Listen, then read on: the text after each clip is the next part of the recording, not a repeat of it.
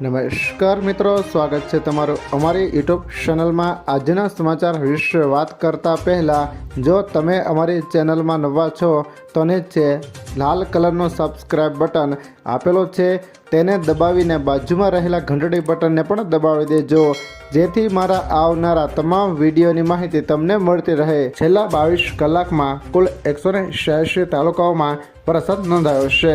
અમરેલીના ખાંભામાં સૌથી વધુ 8 ઇંચ, રાજુલામાં 7 ઇંચ, સાવરકુંડલામાં 4 ઇંચ, જાફરાબાદમાં 3.5 ઇંચ, નવસારીમાં 6.5 ઇંચ, શીખલીમાં 6 ઇંચ, જલાલપોર નવસારી શહેરમાં 5.5 ઇંચ તથા ખેરગામમાં 2.5 ઇંચ વરસાદ વરસ્યો છે। આ વિસ્તારોમાં ઉપરાંત રાજ્યના અન્ય 175 તાલુકાઓમાં પણ મેઘમહેર યથાવત રહી છે। ભારે વરસાદની આગાહી। હવામાન નિષ્ણાંત અંબાલાલ પટેલે ભારે વરસાદની આગાહી કરી છે। આગાહી પગલે આજે ભાવનગર, અમરેલી, જૂનાગઢ અને ગીર સોમનાથ જિલ્લાઓમાં ભારેથી અતિભારે વરસાદની આગાહી કરવામાં આવી છે, જ્યારે પોરબંદર, દેવભૂમિ દ્વારકા અને જામનગરમાં 7 જુલાઈ સુધી હળવેથી મધ્યમ વરસાદની શક્યતા વ્યક્ત કરી છે। ઉપરાંત દક્ષિણ ગુજરાતમાં ભારેથી અતિભારે વરસાદ વરસી શકે છે, જેના કારણે નીચાણવાળા વિસ્તારોમાં પાણી ભરાવાની સ્થિતિ સર્જાઈ શકે છે। 60 કિમીની ઝડપે આવી રહ્યું છે વાવાઝોડું।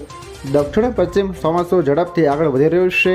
હાલમાં તે ગુજરાતના જામનગર, રાજસ્થાનના અનેક વિસ્તારોમાં, હરિયાણા અને પંજાબમાંથી પસાર થઈ રહ્યું છે। હવામાન વિભાગે 7 જુલાઈ સુધી ગુજરાતમાં અત્યંત ભારે વરસાદની આગાહી કરી છે। સૌરાષ્ટ્ર અને કચ્છમાં ભારે વરસાદની ચેતવણી જારી કરવામાં આવી છે।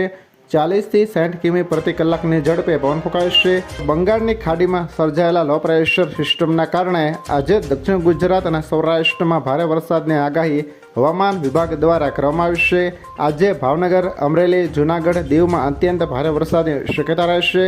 ભારે વરસાદને કારણે નીચાણવાળા વિસ્તારોમાં પાણી ભરાવાની સ્થિતિ સર્જાઈ શકે છે। સાથે જ 2 થી 4 ઇંચ સુધીનો સરેરાશ વરસાદ વરસતા ખેડૂતોમાં ચિંતા સાથે રાહતની લાગણી પણ જોવા મળી રહી છે।